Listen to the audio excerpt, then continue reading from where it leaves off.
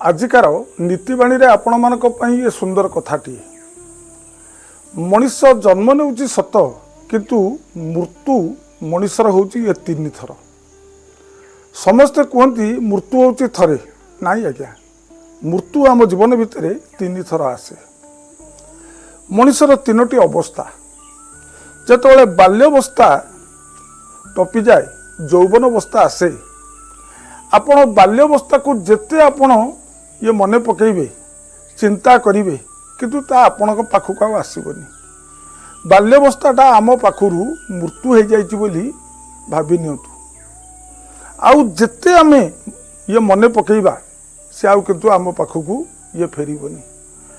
यौवन अवस्था आसिला तापरे जेते वार्धक्य अवस्था को आमे ये पाद थापिबा से यौवन अवस्था कथा मने पड़े आउ आम पाखक ये फेरबनी।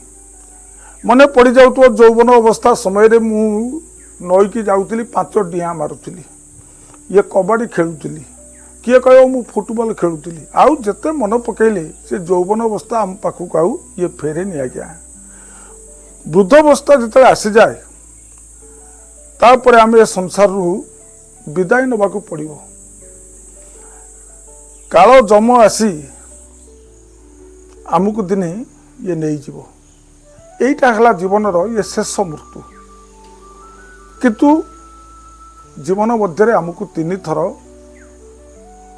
मृत्यु होबाकू पड़ुची। जदि ये मृत्युटा को आमे चिंता करिबा आम जीवन दिने सुखमय होबो। एवं बाल्यावस्था ठारू यौवन अवस्था आसिले से भगवान को धरिया पड़िबो।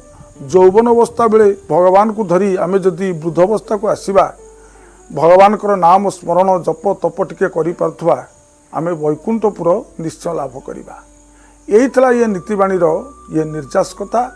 एतिकी कही मोर नीतिवाणी को ये शेष करूची। ये प्रणाम। जय जगन्नाथ।